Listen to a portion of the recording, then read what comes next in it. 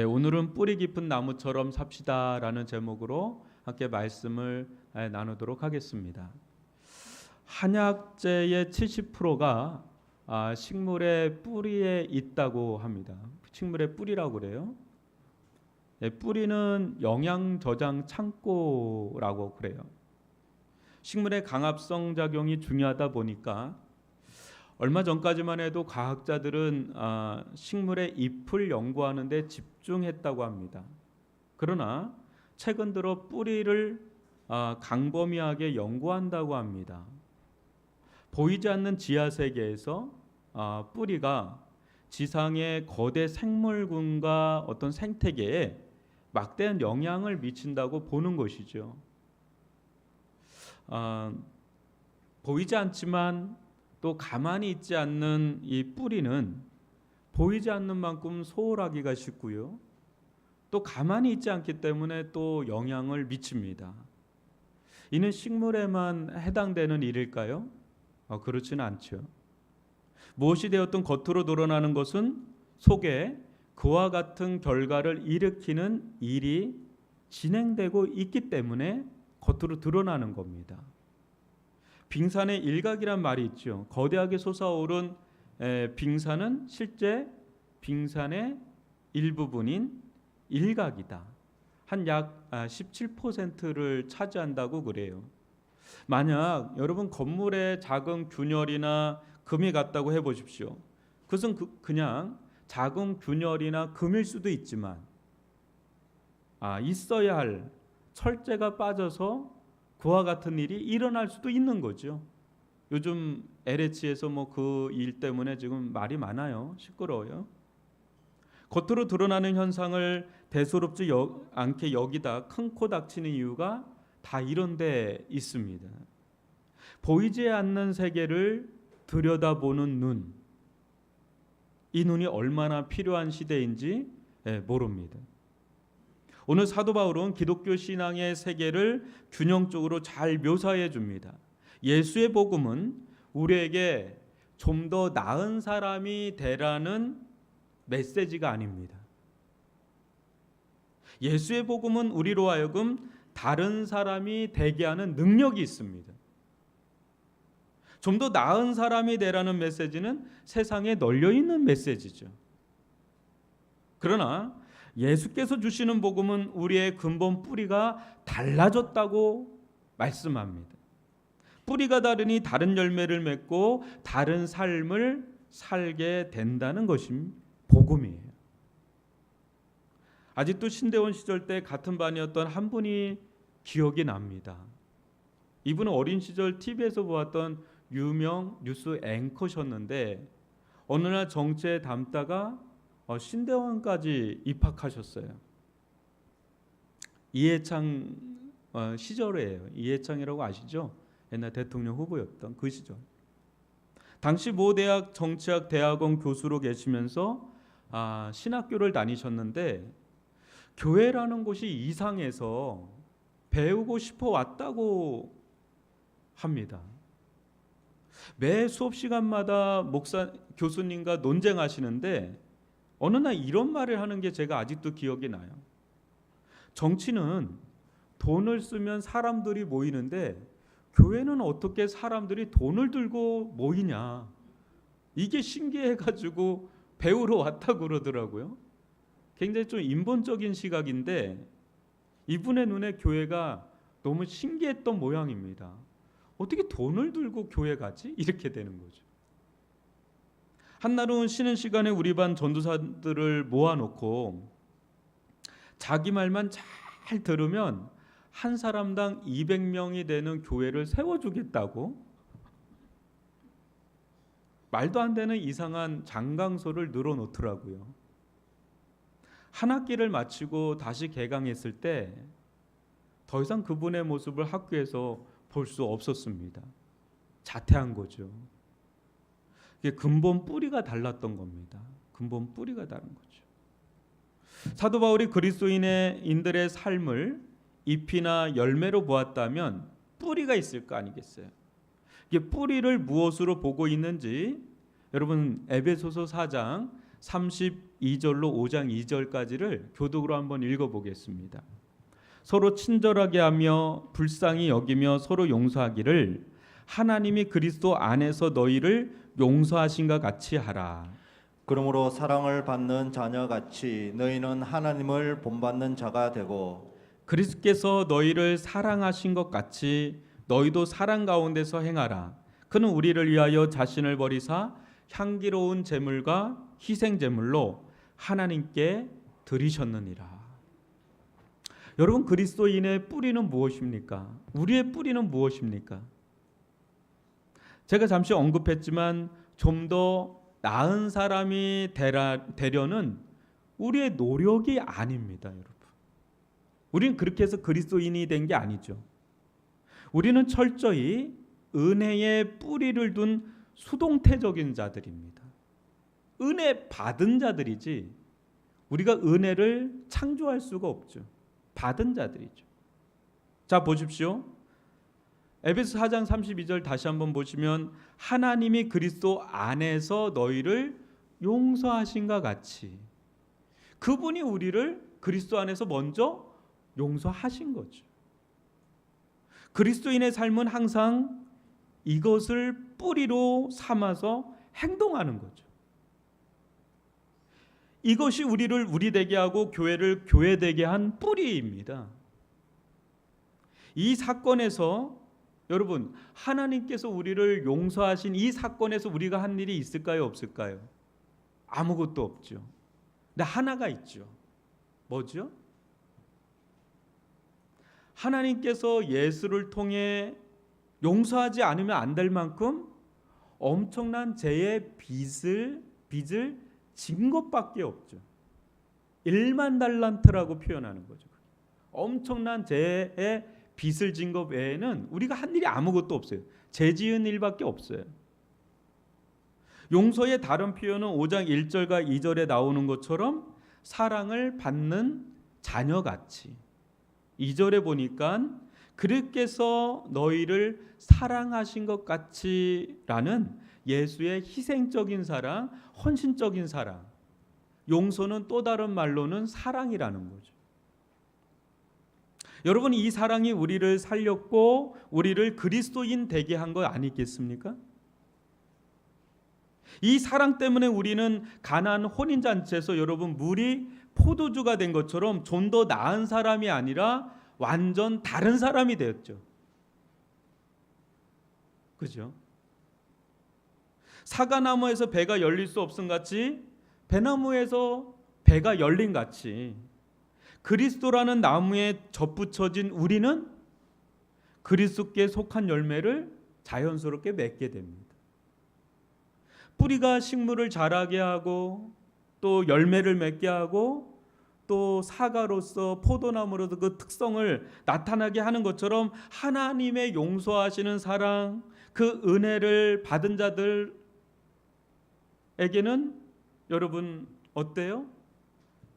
그 뿌리에서 자라게 되고 또 열매를 맺게 되고 그리스도께 속한 자다운 어떤 특성이 나타나게 됩니다. 그러기에 잎에 몰두하였던 예전 과학자들이 아닌 지금 과학자들처럼 우리 또한 이 복음의 뿌리, 이 뿌리에 깊이 관심을 가져야 됩니다. 그렇지 않고는 그리스도인이라 하면서도 세상 사람들과 별반 다를 바 없는 세속적인 사람이 되거나 은혜 없는 율법적인 사람이 되기 십상입니다.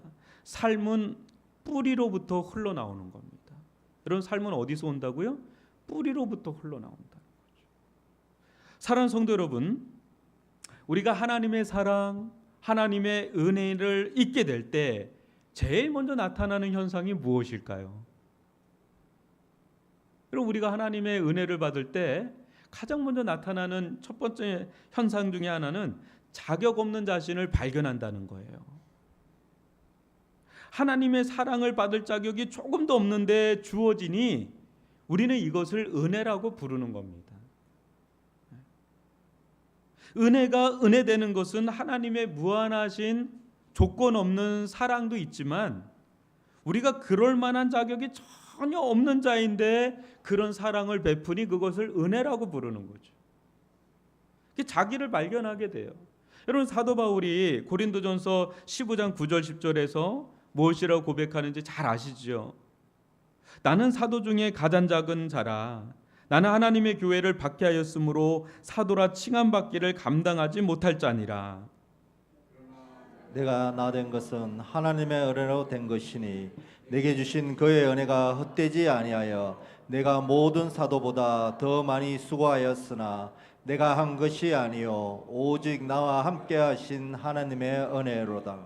내가 나 된 것은 하나님의 은혜로 된 것이니 내가 한 것이 아니요 오직 나와 함께 하신 하나님의 은혜로다. 다 하나님의 은혜라는 거죠. 여러분, 당연시 여기는 모든 행위는 다 은혜에서 벗어난 이탈 행위예요. 우리의 삶 속에 하나님의 은혜가 미치지 않는 곳이 있는지 한번 보십시오. 하나님의 은혜가 사라지면 여러분 정말 큰일 납니다. 지금 이 순간도 하나님께서 은혜로 붙들고 있기 때문에 이렇게 살고 있는 거지, 이 은혜가 딱 떨어지잖아요. 그럼 끝나는 겁니다. 내가 한 것 같아도 뿌리를 보면 내가 한 일이 하나 없습니다. 여러분 생각해 보세요. 그렇게 우리가 이렇게 살아갈 수 있게 하는 체력, 어떤 재능, 어떤 여건, 시간, 은사, 힘, 이 모든 것이 하나님께 오지 않은 것이 있는지 한번 보십시오. 이게 내가 잘나서 된 것 같지만 다 하나님이 은혜로 주셔서 이 모든 일들을 해 나가는 줄 믿습니다. 지금까지 살아온 것 하나님의 은혜인 겁니다. 은혜 아닌 게 하나 없습니다, 여러분. 그러기에 하나님의 은혜를 아는 자들의 또 다른 특징은 겸손입니다. 사람이 잘 모를 때는 교만하기 쉬워요. 내가 잘난 줄 안단 말이에요. 근데 그거 없어져 보면 이게 내가 잘나서 그런 게 아니라 은혜였구나. 겸손하죠. 여러분 그런 말 있잖아요. 이 세상에서 제일 무서운 사람이 어떤 사람이라고요? 책 한 권 읽은 사람이라고요. 어느 영역이든 자기가 아는 것이 다라고 생각하는 순간에 독단과 독선에 빠지기가 쉽습니다. 그러나 알아가면 알아갈수록 모르는 것이 많다는 것을 깨닫게 됩니다. 저절로 겸손해집니다. 여러분 진짜 겸손한 사람은 내가 아무것도 모른다는 것을 아는 게 겸손이에요. 우리의 신앙이 성숙해진다는 것은 다름 아닌 겸손해진다는 게 성숙입니다. 하나님의 은혜가 아니고서는 나는 정말 아무것도 아니구나. 막 힘이 있고 막 잘 나갈 때는 내가 잘난 줄 알았는데요. 힘 다 빠지고 나면 하나님의 은혜로 내가 살았던 거구나. 하나님의 은혜 없으면 난 진짜 아무것도 아니구나. 하나님께서 이 모든 것을 행하셨구나. 오직 하나님 당신만이 영광을 받으소서. 이 고백이 우리의 일상의 고백이요, 우리의 평생의 고백이요, 죽기 직전에 우리의 최후 고백이 되기를 주님의 이름으로 축원합니다. 사도 바울은 하나님의 사랑, 하나님의 은혜에 뿌리를 깊이 내린 뒤에 우리의 삶과 연결을 시킵니다. 뿌리가 중요한데 그걸 이제 삶하고 연결을 시켜요. 근데 25절을 한번 보시면 그런즉 거짓을 버리고 각각 그 이웃과 더불어 참된 것을 말하라. 이는 우리가 서로 지체가 됨이라. 그리스도인이라면 어떻게 살아야 되는지에 대해서 첫 번째 얘기를 하는 겁니다. 앞으로 이야기하는 사도 바울의 모든 겉면들은 다 한 뿌리, 즉 하나님의 용서의 사랑에 있음을 여러분 명심하시기 바랍니다. 하나님의 그 풍성한 사랑을 아는 자들로서 서로를 향해 또 교회를 향해 어떠해야 하는지를 지금 말씀하고 있는데, 이 말은요 뿌리 잘린 나무처럼 살라는 말도 아니고 뿌리와 별개로 살라는 말도 아니라 뿌리로부터 영양분을 공급받아서 뿌리처럼 살라는 겁니다. 우리의 뿌리는 뭐라고요? 하나님의 용서의 사랑. 그 뿌리에서 영양분을 받아서 이렇게 살라는 건데, 첫 번째는 뭐냐면 우리의 뿌리 되시는 그리스도는 조금도 거짓이 없으시다는 거예요. 여러분, 만약 예수님께 조금의 거짓이라도 있다면 우리의 구원은 거짓이 되고 말 겁니다. 예수님은 완전한 참이십니다. 완전한 진실이십니다. 그 예수님은 하나의 목적을 가지고 자신을 전적으로 들이셨는데, 그 목적이 무엇이냐면 하나님과 우리 사이를 연결시키는 거예요. 나와 너 사이를 연결시키는 거예요. 우리와 자연을 연결시키는 거예요. 또 분열된 나와 나 자신과를 연결시키기 위해서 자신의 전부를 내어주신 거예요. 여러분, 거짓이 끼이는 순간에 관계는 깨질 수밖에 없습니다. 진실하지 않는 사람하고 진실하지 않는 사람을 여러분 신뢰할 수 있어요? 참된 것을 나눌 수 있어요? 참된 것을 나누지 못할 때 하나 되는 것은 불가능합니다. 여러분, 우리가 거짓이 있을 때 사람들은 가면을 쓰기 쉬워요. 이 사람 만날 때는 이런 가면 쓰고, 저 사람 만날 때는 저런 가면 쓰고. 여러분, 가면은 우리의 모습을 가리기에는 참 좋은 장치지만 어느 순간에 들통나요. 그죠? 가면 뒤에 숨은 자들은 언제 진짜 자기의 모습이 들통날까봐 노심초사 안절부절 자유함이 없어요. 제가 아는 어떤 분은 70년을 살았는데 한순간도 남편보다 늦게 일어난 적이 없습니다. 항상 꽃단장하고 남편을 맞이하는 분이 있었어요. 한 번도 맨 얼굴을 보여준 적이 없습니다. 남편 주무시고 난 뒤에 자고, 남편 일어나기 전 그냥 얼굴 보면 되잖아요. 대단한 분입니다. 자기 관리가 대단한 분입니다. 여러분, 그러나 예수의 복음이 들어오는 순간에 진실하지 않을 이유가 없습니다. 여러분, 하나님은 우리를 다 아세요. 여러분, 우리가 꽃단장을 하든 안 하든 하나님은 우리를 다 아시고 예수님 우리를 다 아세요. 그분 앞에 우리가 뭐 가리고 숨기고 할 것도 없어요. 다 아시니까. 여러분, 우리는 다 죄인입니다. 여러분, 우리들 중에 저는 죄인이 아닙니다 손들 사람 있나요? 우리는 다 죄인입니다. 하나님은 우리가 죄인인 걸 다 아세요. 다 아는데 못하러 아담이 무화과 나무 잎으로 자기를 가리고 숨기고 또 좀 더 낫게 보일 그렇게 할 필요가 뭐가 있어요? 사람들은 좀 더 낫게 보이려고 하고 자기를 가리고 숨기고 그러는데 예수는 우리 다 아시거든요. 그분 앞에는 무화과 나무 잎으로 가릴 필요가 없어요. 그분 앞에는 우리의 진짜 모습을 다 드러내도 그분은 다 우리를 받아주시는 분이니까 복음 안에서 우리는 참된 자유를 누리게 되는 줄 믿습니다. 그리고 우리가 우리의 모자란 마음, 우리의 그릇된 모습, 우리의 허물 감추고 싶은 거 그거 드러내면 저분이 어떻게 볼까, 어떻게 나를 판단할까 막 그렇게 전전긍긍하지만 예수는 우리의 모습을 다 용납하시고 받아들이시니까 그 속에서 우리는 진짜 자유를 얻게 되니까 복음은 우리에게 자유를 가져다 주는 줄 믿습니다. 그러니까 진실할 수가 있는 거예요. 예수 앞에서는 진실할 수가 있는 거예요.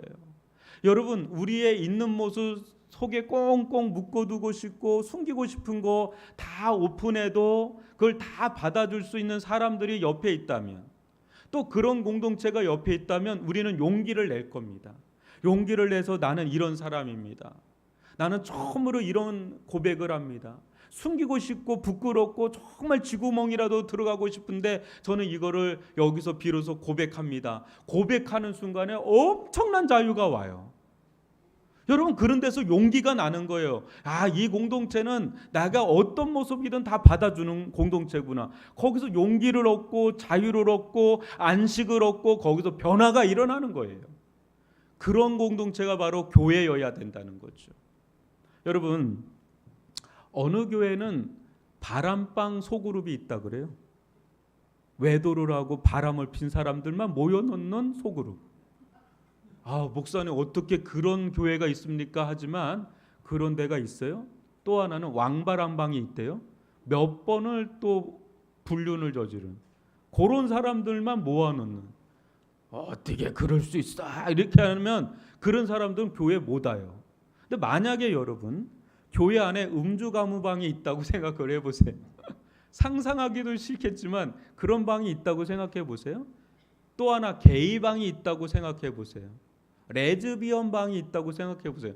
여러분도 상상할 수는 없겠지만 복음으로 변화된 자들이 이런 자들을 품고 치유하고 회복시키는 가운데 이런 사람들에게 복음을 전해서 그리스도의 제자로 삼는다면 정말 예수님처럼 담장 낮은 진정한 복음 공동체가 되지 않겠습니까? 왜 아멘이 안 나오죠? 우리 교회에 흡연방이 있다. 만약에 우리 교회에 게이방이 있다라면 여러분 까무라칠 거예요. 목사님 어떻게 그럴 수 있어요? 막 그렇게 하는 게 아니라 진짜 자기도 한때는 그런 사람이었는데 변화돼서 이제 그런 사람들에 대해서 마음이 가는 거야. 그런 사람들은 또 그런 사람들을 알잖아. 바람핀 사람은 내가 다독거려주고 위로해주고 치유해주고 회복시켜서 진짜 그리스도의 제자로 삼는다면 그게 복음의 능력 아니에요? 거기서 사람은 진실할 수 있고 거기서 자유할 수 있고 거기서 용기를 낼 수 있고 나 같은 사람도 받아준대, 나 같은 사람도 교회 와도 된대 하면서 와서 변화되면 되는 거 아니에요? 우리가 그 사람들보다 엄청 잘난 사람들입니까? 우리 다 죄인이잖아요. 예수님이 우리를 용서하신 같이 우리도 그런 사람들을 용서하고 용납하고 받아들이고 사랑하고 품고 하는 게 교회 아니겠습니까? 그런 은혜가 있기를 바랍니다. 그게 진짜 진실한 공동체예요. 여러분, 가족에서도 우리는 하나라는 지체의식, 신뢰의식이 강하면 강할수록 숨기지 않아요. 왜요? 우리의 아픔, 우리의 실패, 어떤 상처와 허물까지 받아주기 때문에. 여보, 내가 크게 실수했어. 당신 몰래 내가 참 하지 말아야 될 일을 했어. 보증을 서서 1억 날리게 됐어. 이러면 그게 차라리 낫잖아요. 나중에 그거 알게 돼봐요. 손도 못 써가지고 진짜 그 집안 풍비박살 나는데 일찍 얘기할 수 있으려면 신뢰관계와 지체의식이 있어야 그게 되는 거예요. 그럼 빨리빨리 그 문제가 해결될 수가 있는데 그 허점, 그 약점을 감당하지 않으면 그거를 절대 얘기 안 합니다. 꽁꽁 그냥 했다가 나중에 뻥 터지잖아요. 그때는 골물대로 골마가지고 이게 감당이 안 되는 거예요. 여러분, 서로 신뢰할 수 있고 서로 지체의식이 있을 때 이 진실할 수가 있는 거예요. 그러면 일찍 얘기해요. 그 일찍 얘기하면 빨리 해결할 수가 있습니다. 그런 은혜가 있기를 바랍니다. 그렇다고 막 사고 막 치라는 말은 아니에요, 여러분. 진실을 말할 수 있는 공동체, 또 진실을 수용하고 용납할 수 있는 공동체, 이것은 우리의 힘으로 되는 게 아니라 우리를 있는 모습 그대로 받아들여 주시는 하나님의 복음, 그 용서의 사랑에 기초합니다. 이 뿌리에서 용서의 사랑을 풍성히 공급받을 때 우리는 많은 사람들을, 옆에 있는 사람들을 품고 감당할 수가 있습니다. 그런 은혜가 우리들 가운데 풍성할 수 있기를 주님의 이름으로 축원합니다. 여러분, 26절 27절도 보십시오. 교독으로 읽어봅니다. 분을 내어도 죄를 짓지 말며 해가 지도록 분을 품지 말고 마귀에게 틈을 주지 말라. 사도 바울이 계속해서 이야기하는 건요, 교회가 하나가 되게 하는 겁니다. 교회의 하나됨을 깨는 또 하나의 적은 분노입니다. 여러분, 분노는 누구나 할 수 있죠. 여러분, 분노를 안 하는 사람, 화 안 나는 사람 있나요? 화는 누구나 낼 수 있어요. 근데 죄를 지어서는 안 돼요. 여러분, 죄를 짓는 분노는 어떤 분노냐면 상대방의 인격을 짓밟는 거예요. 그리고 정죄하고 판단하는 거예요. 요즘 말로 말하면 가스라이팅, 언어폭력. 요즘에 언어 폭력이 너무 강해요. 협박하고요. 그때 타인은 영혼의 상처를 입게 되죠. 욱하는 게 있잖아요. 버럭하는 게 있고요. 분노는 영혼의 칼부림과 같아요. 요새 여러분 칼부림 있잖아요. 무섭잖아요.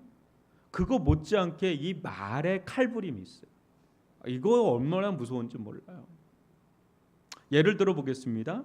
대부분 분노는 일이 내 마음대로 내 뜻대로 안 될 때 분노가 일어납니다.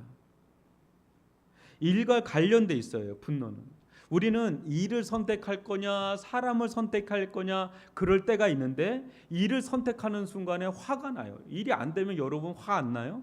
근데 그때 화를 확 내뱉으면 그때 사람과의 관계도 깨지고 사람과의 관계가 깨지면 일도 안 돼요.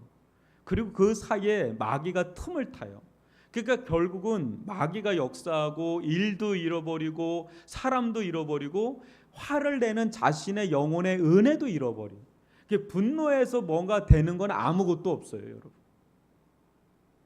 예수님은 우리에게 분을 품을까요, 안 품을까요? 예수님은 우리에게 분을 품지 않으십니다. 만약에 예수님께서 우리에게 분을 품기 시작하면 여러분 여기 남아있을 사람 한 사람도 없어요. 여러분들이 엄청 잘나가지고 여기 버티고 있는 게 아니라 예수님이 여러분을 향해서 긍휼을 베풀면 베풀지 분을 품지 않기 때문에 여기 있는 겁니다. 예수님도 분을 품지 않는데 왜 여러분이 분을 품어요? 여러분뿐만 아니라 저도 분을 품어서 하는 얘기입니다. 내가 뭔데 저 존귀한 인격체에게 분을 품냐 이거. 무슨 권한으로? 예수님도 안 하는 짓을 왜 내가 하나? 회개해야 돼요. 여러분 분이 나잖아요. 그런 침묵해야 돼요. 그럼 이게 분을 좀 삭혀야 돼요. 그리고 기도해야 돼요. 하나님 이 분이 풀리도록. 그래서 침묵하는 게 차라리 낫습니다. 그거 그냥 분을 그냥 확 내뱉는 순간에 그게 다 깨트려 버리잖아요. 여러분 그리스도인은 어떻게 살아야 되나? 29절로 32절을 교독으로 읽어봅니다. 무릇 더러운 말은 너희 입 밖에도 내지 말고 오직 덕을 세우는 데 소용되는 대로 선한 말을 하여 듣는 자들에게 은혜를 끼치게 하라. 너희는 모든 악독과 노함과 분냄과 떠드는 것과 비방하는 것을 모든 악의와 함께 버리고 서로 친절하게 하며 불쌍히 여기며 서로 용서하기를 하나님이 그리스도 안에서 너희를 용서하신과 같이 하라. 분노는 내게 말로 나타나죠. 사도 바울은 무릇 더러운 말은 입 밖에도 내지 말라고 합니다. 우리는 여러분 입 있죠? 입보다 이 뿌리를 생각해야 됩니다. 여러분 우리의 뿌리는 뭐라 그랬죠? 하나님의 어떤 사랑이요? 용서의 사랑이 우리의 뿌리입니다. 이 용서의 사랑 때문에 우리가 살아났잖아요. 예수님의 용서의 사랑이 아니면 어떻게 우리가 구원받을 수 있겠어요? 예수님께서 일일이 다 지적하면 우리는 여기 못 버텨요. 근데 우리 사랑하시잖아요. 그러기에 우리 또한 이 사랑과 같은 속성으로 말해야 됩니다. 어떤 말이요? 덕을 세우는 말, 선한 말, 은혜를 끼치는 말. 아유, 권사님은 왜 이렇게 믿음이 좋으세요? 아우, 집사님 더 예뻐지셨어요? 막 이게 좋은 말들 많잖아요. 그죠? 좋은 말들. 제가 아는 한 분은 나이 드셔서 치매를 걸렸는데 욕치매가 걸렸어요. 알고 봤더니 늘 욕을 달고 사는 분이. 근데요, 여러분 좋은 말 했던 분 있죠? 그리고 평상시에 나눠주기 좋아했던 어르신들은요, 치매를 걸려도 예쁜 치매 걸려요. 나눠주고요. 그것도 이렇게 좋은 말하고요. 여러분 그게 굉장히 중요하더라고요. 나눠주니까 주변에 사람들이 많아지더라고요. 다 얻어가려고. 그러면 안 돼요. 사랑하는 성도 여러분, 더러운 말은 어떤 말이 있을까요? 악독한 마음을 품고 인신공격하는 말. 이게 얼마나 무서운 말입니까? 또 노하거나 분내는 말, 또 욕하고 뒷담화하고 비방하고 수군수군하는 말, 당을 짓고 악의를 도모하는 말, 뭐 이런 말들이에요. 여러분, 이런 말들이 주는 가장 위험한 것은 그 말하는 사람의 영혼을 죽여요. 또 그런 말을 듣는 사람들을 또 죽여요. 그래서 여러분, 그런 말을 할 때 성령이 근심을 해요. 여러분, 예를 들어 볼게요. 만약에 여러분들이 아무리 성령 충만하고 은혜가 충만한 사람이라고 하더라도 말을 험하게 하는 사람들과 사람과 한 몇 시간을 이야기를 한번 해보세요. 그러면 그 말할 때는 뭔가 뭐 좋고 뭐 그런 것 같은데 지나고 나면 마음이 헛헛해요. 누구에 대해서 막 뒷담화하고 비방하고 수근수근하면 그때는 그게 별식이 돼서 막 좋은 것 같은데 지나고 나면 헛헛해요. 그러면서 성령이 내 안에서 근심한다는 걸 느끼실 거예요. 그런데 반면에 은혜가 충만한 사람과 또 믿음의 말을 하고 은혜의 말을 하고 같이 덕담을 하고 선한 말을 하고 은혜를 끼치는 말을 막 하잖아요. 그러면 낙심됐던 사람들이 회복이 돼요. 그리고 막 상처가 있고 또 이게 좌절하고 절망했던 사람들이 희망을 얻고 상처가 치유되고 회복되는 그런 일들이 막 있잖아요. 여러분, 우리의 말이 얼마나 중요한지 모릅니다. 우리가 누군가하고 말을 이렇게 할 때는 말을 섞는다고 그러는 거예요. 아무하거나 말을 막 섞으면 안 돼요. 그 영향을 받아요. 그 믿음이 좋은 사람, 은혜가 충만한 사람, 또 그 지혜가 많은 사람들하고 이야기하면 거기서 얻는 것들이 굉장히 많습니다.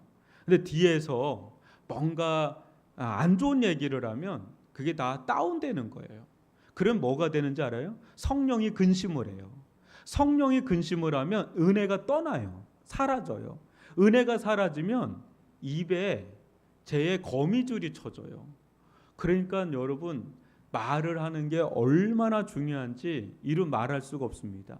예수님은 우리를 향해서 선한 말을 하시고, 예수는 우리에게 대해서 덕을 끼치는 말을 하시고, 예수는 우리에게 은혜를 끼치는 말을 하고, 무엇보다 예수님은 우리에게 용서의 말을 하세요. 예수는 우리에게 용서의 말을 해요. 만약에 예수님께서 하나님과 뒷담화하면서 비방하고 누군가에 대해서 모함을 하고 모욕적인 그런 말을 한다면 우리는 끝나는 겁니다. 근데 하나님은 그런 분이 아니시라는 거죠. 여러분, 요즘 우리 사회를 보십시오. 말이 얼마나 험한지 모릅니다. 말이 얼마나 험한지 몰라요. 너무 자아가 강해요.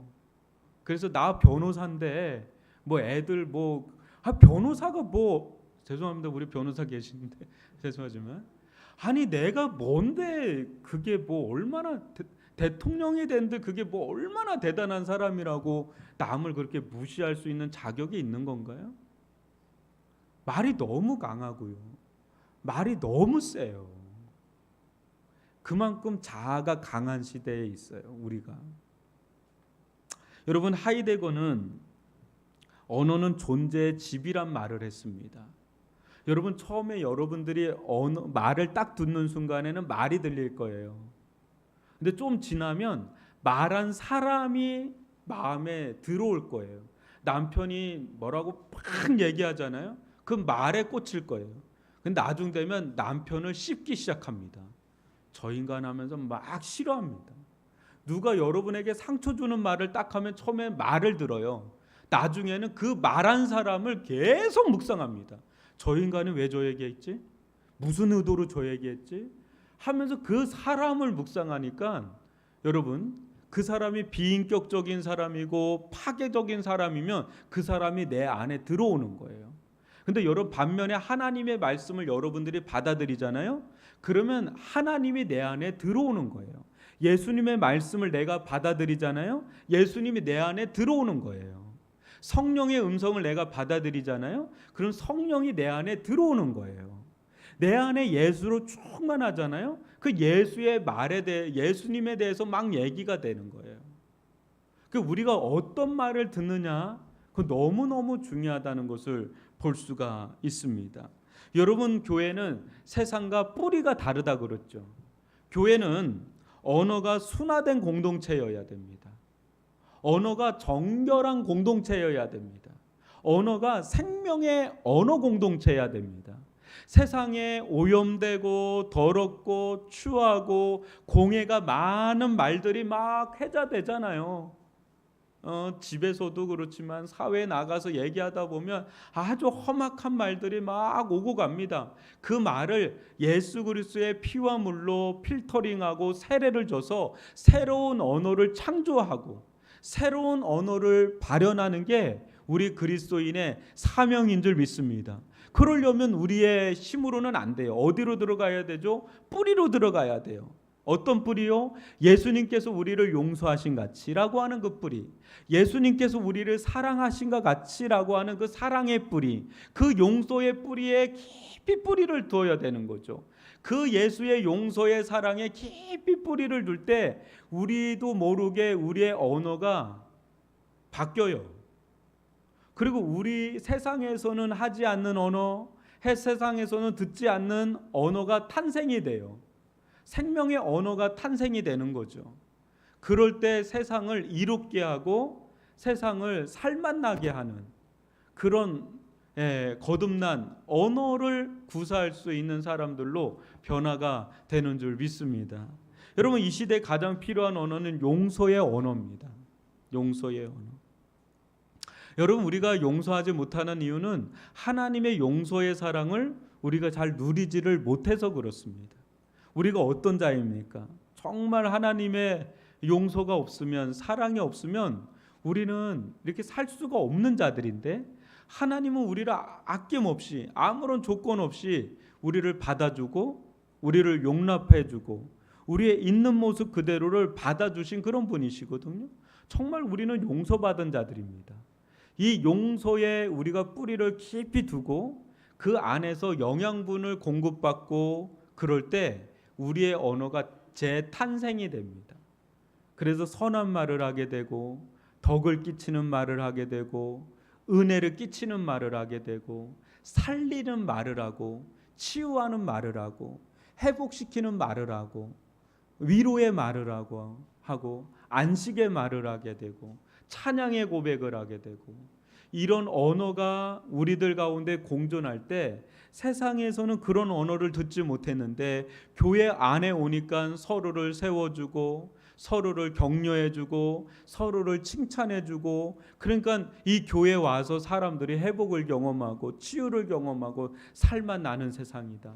세상에 나가면 너무너무 나를 깎아내리고 또 뒤에서 헌담하고 또 내가 거기에서 잘나지 않으면, 잘 보이지 않으면 내가 못 버티니까 아둥바둥 살아가는데 이게 사람을 너무 피곤하게 만들잖아요.